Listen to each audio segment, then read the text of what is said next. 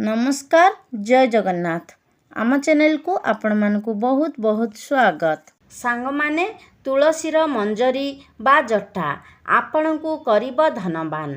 सांग माने तुलसी गछरे मंजरी आसीबा अर्थ जे आपणक घरर शुभ समय आरंभ हेबाकु जाउछि।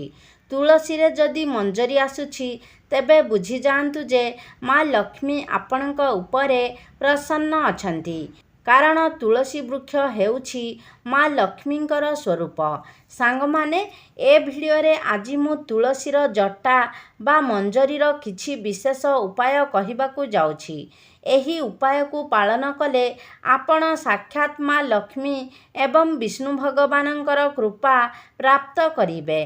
सांग माने प्रतिटी हिंदू घरर अगणारे माँ तुलसी पूजा पाआंती। जदि आपणक घरे तुलसी गछ नाही तेबे निज घरर अगणारे तुलसी गछ गोटिए निश्चय लगांतु। हिंदू धर्म रे तुलसी को अत्यंत पवित्र वृक्ष मानी पूजा करा जाए। तुलसी वृक्षरे माँ लक्ष्मींकर वास होइथाए। तेणु प्रतिदिन आपण सकाळे संध्यारे तुलसीर पूजा करंतु। सकाळे तुलसी मूलरे जल चढ़ांतु एवं संध्यारे तुलसी गछ मूलरे गोटिए घियर दीप निश्चय जलांतु। सांग माने तुलसी गछ सह तुलसीर जटा मध्य अत्यंत पवित्र होइथाए। जदि आपण तुलसीर मंजरीर किछि विशेष उपाय को विधि विधानर सह पालन करिनेबे तेबे धन संबंधी समस्त असुविधा आपणकर दूर होइजिब। एहा सह आपणक गृह को धन आगमनर समस्त मार्ग मध्य खोलिजिब। अटकी रहिथिबा आपणकर कार्यगुड़िक सुरुखुरुरे समाप्त हेब। तुलसीर मंजरीर एही उपाय को पालन कले आपणक घरे सुख समृद्धिर एवं धन ऐश्वर्यर वृद्धि घटिब। आपण धनवान हेबे। आपणक घरर सदस्य मानकर उन्नति हेब।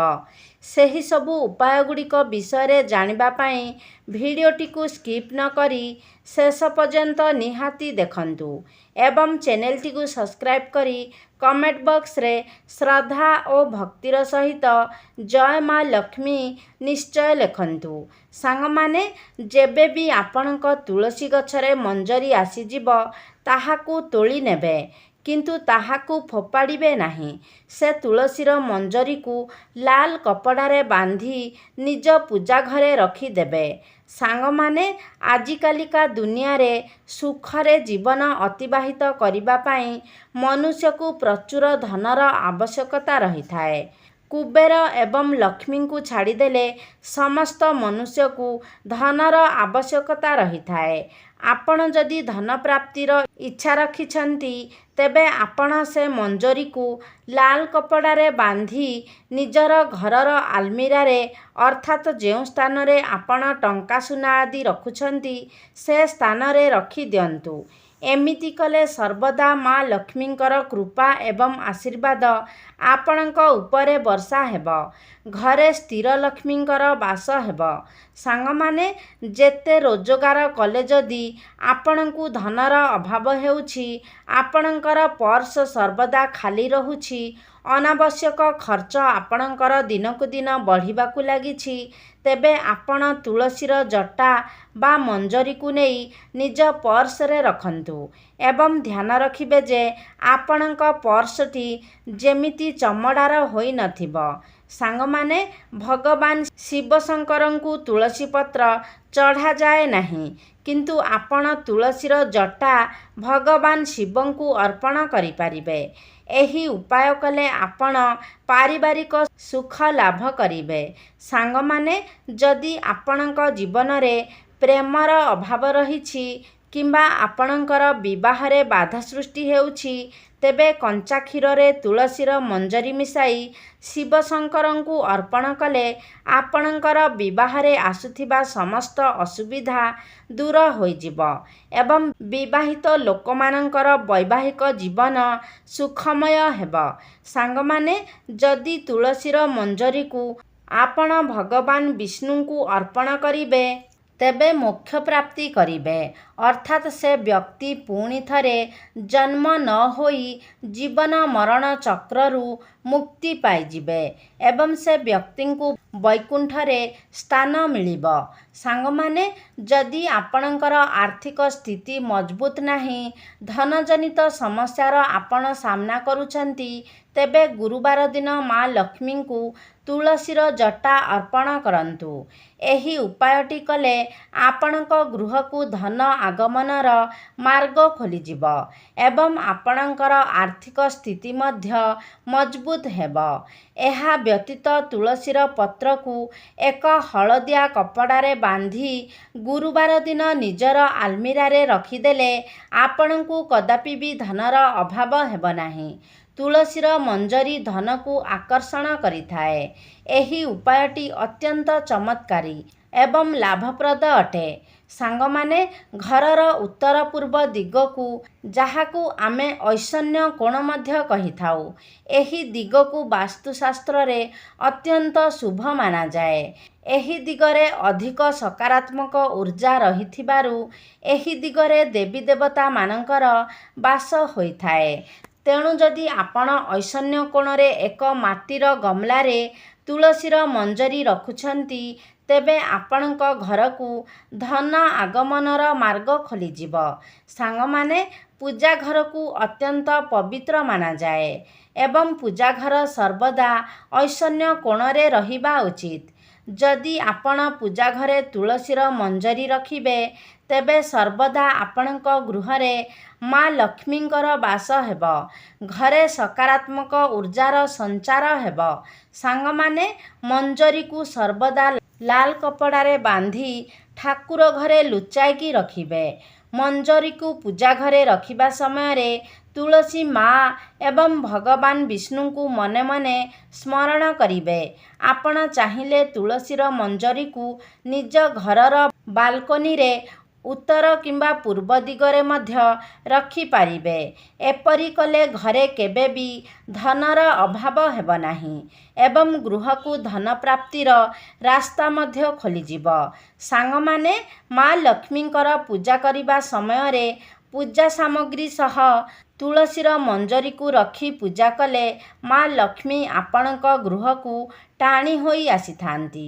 ମା ଲକ୍ଷ୍ମୀଙ୍କୁ ଗୁରୁବାର ଦିନ ତୁଳସୀର ଜଟା ନିଶ୍ଚୟ ଅର୍ପଣ କରିବା ଉଚିତ।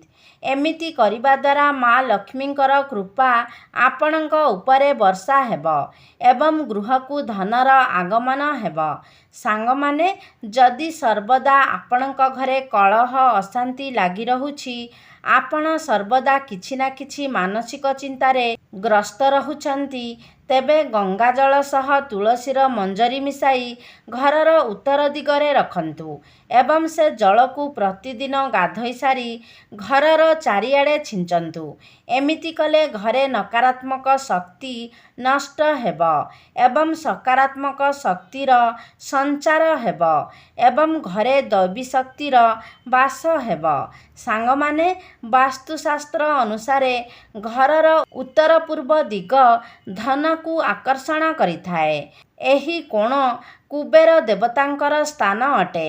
ଘରର ଏହି କୋଣରେ ଗୋଟିଏ ପିତ୍ତଳ କିମ୍ବା କାଚର ଗିନାରେ ତୁଳସୀ ମଞ୍ଜରୀ ରଖିଲେ ଧନର ଆଗମନ ତୀବ୍ରତର ହୋଇଥାଏ। ସାଙ୍ଗମାନେ, ତୁଳସୀ ମଞ୍ଜରୀକୁ ଜଳରେ ମିଶାଇ ସ୍ନାନ କଲେ ବାସ୍ତୁଦୋଷ ସମାପ୍ତ ହୁଏ ଏବଂ ଗ୍ରହ ଦୋଷରୁ ମଧ୍ୟ ମୁକ୍ତି ମିଳିଥାଏ।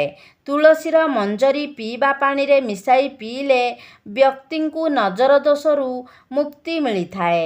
ସାଙ୍ଗମାନେ, ତୁଳସୀ ମଞ୍ଜରୀ ଦେଖିକି ତାହାକୁ ଅଣଦେଖା କରନ୍ତୁ ନାହିଁ। ତୁଳସୀର ମଞ୍ଜରୀ ଆସିବା ମାତ୍ରେ ହିଁ ତାହାକୁ ଛିଡ଼ାଇକି ଘରେ ରଖିଦିଅନ୍ତୁ ଏବଂ କୁହାଯାଇଥିବା ଉପାୟକୁ ପ୍ରୟୋଗ କରି ନିଜର ସମସ୍ୟାକୁ ଦୂର କରନ୍ତୁ। ସାଙ୍ଗମାନେ, ଶାସ୍ତ୍ରରେ ବର୍ଣ୍ଣିତ ଅଛି କି ଭଗବାନ ବିଷ୍ଣୁଙ୍କୁ ତୁଳସୀର ମଞ୍ଜରୀ ଏବଂ ତୁଳସୀ ପତ୍ର ଅତ୍ୟନ୍ତ ପ୍ରିୟ ହୋଇଥାଏ। ଶୁକ୍ରବାର ଦିନ ଭଗବାନ ବିଷ୍ଣୁଙ୍କୁ ତୁଳସୀର ମଞ୍ଜରୀ ଏବଂ ତୁଳସୀ ପତ୍ର ଅର୍ପଣ କରିବା ଅତ୍ୟନ୍ତ ଶୁଭ ହୋଇଥାଏ। ବ୍ୟକ୍ତିକୁ ସମସ୍ତ ପ୍ରକାରର ପାପରୁ ମୁକ୍ତି ମିଳିଥାଏ ଏବଂ ସେ ମୋକ୍ଷ ପ୍ରାପ୍ତି କରିଥାଏ। ତୁଳସୀ ପତ୍ରକୁ ଜଳାଇବା ଉଚିତ ନୁହେଁ, କିନ୍ତୁ ତୁଳସୀର ମଞ୍ଜରୀକୁ ଜଳାଇଲେ ଘରକୁ ଶୁଭତାର ଆଗମନ ହୁଏ। ଅର୍ଥାତ୍ ତୁଳସୀର ମଞ୍ଜରୀକୁ ଦୀପରେ ପକାଇ ଦୀପ ଜଳାଇଲେ ଘରୁ ନକାରାତ୍ମକ ଶକ୍ତି ସବୁ ଦୂର ହୋଇଯାଏ। ସାଙ୍ଗମାନେ, ଏହା ଥିଲା ତୁଳସୀର ମଞ୍ଜରୀର କିଛି ବିଶେଷ ଉପାୟ, ଯାହାକୁ ପ୍ରୟୋଗ କରି ଆପଣ ନିଜ ଜୀବନରେ ଚାଲିଥିବା ଅନେକ ସମସ୍ୟାକୁ ଦୂର କରିପାରିବେ। ସାଙ୍ଗମାନେ, ଆଶା କରୁଛି ଆଜିର ଭିଡ଼ିଓଟି ଆପଣମାନଙ୍କୁ ନିଶ୍ଚିତ ଭାବରେ ଭଲ ଲାଗିଥିବ। ଯଦି ଭଲ ଲାଗିଛି ତାହେଲେ ଲାଇକ୍ କରନ୍ତୁ, ସେୟାର କରନ୍ତୁ।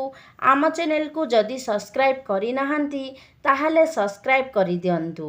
ସର୍ବେ ଭବନ୍ତୁ ସୁଖିନଃ। ଧନ୍ୟବାଦ।